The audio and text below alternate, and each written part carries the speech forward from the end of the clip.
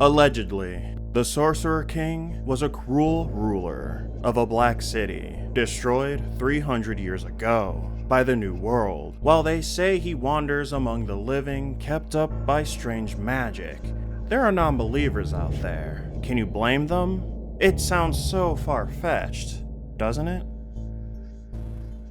I got control immediately, no tutorial, and I died not even 5 minutes in.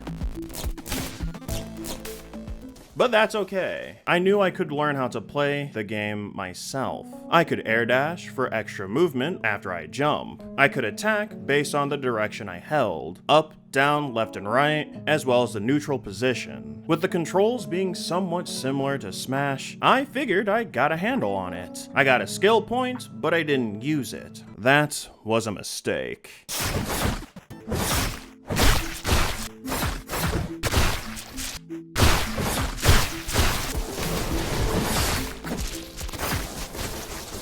I learned the hard way, you only full heal from checkpoints. That skill point I got, I used to get lifesteal on my neutral attack. And with that, I was able to get to the checkpoints, eventually.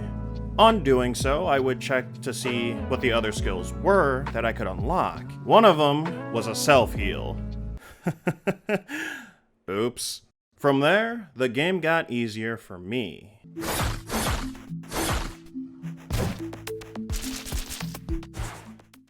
Alpha Sorcerer's combat may be simplistic, but it's effective. With the game being an action platformer, I wouldn't want it any other way. The combat only adds more if you build into it, such as obtaining more spells and effects on specific moves. Plus, you can do an attack, cancel the end lag with an air dash into another attack. These things make Alpha Sorcerer's combat kinetic and exciting. Every scenario I found myself in, I was able to manage, especially as time moved on, getting more tools. At a certain point, I was able to muscle through everything if I was fast enough, and able to execute what I wanted to do. That said, let's talk about the spells and game difficulty. While the heal is fine, the offensive spells, the fireball and lightning spell, made scenarios easier to get through, too easy at times. And that's including the fact that my build wasn't centered around magic. Those spells could have a short cooldown, like 1 or 2 seconds, after using one of them, or monsters can resist some damage from those spells, either one of them or both. This could mean that magic wouldn't simply destroy all the enemies with ease. Players would have to switch between each spell to maximize their damage to fight off monsters, and that would add challenge. Speaking of challenge, the challenge mode is pretty good, but I feel like adding a hard mode to the story would be great too. You could add or change out monsters for others, increase the health of bosses, and players would get more playtime out of it. And I feel like it would be a win-win if you were up for it.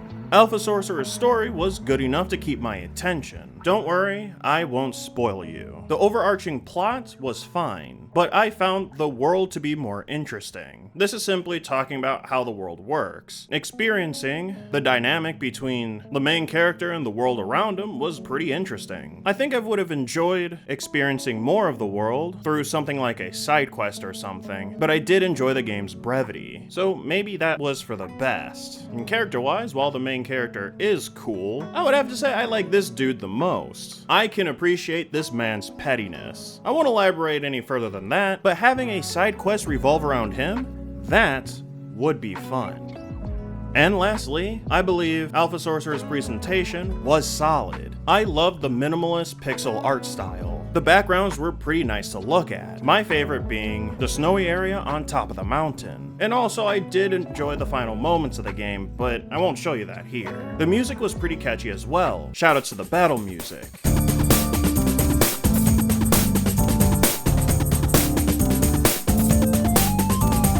What problems I do have, however, come from the text that tells you that you've earned a new point to use for skills, because on some backgrounds it is not too visible. So having a black box behind the text would work. I also think that the pause screen can be improved simply by moving the options around, but that's mostly for just quality of life.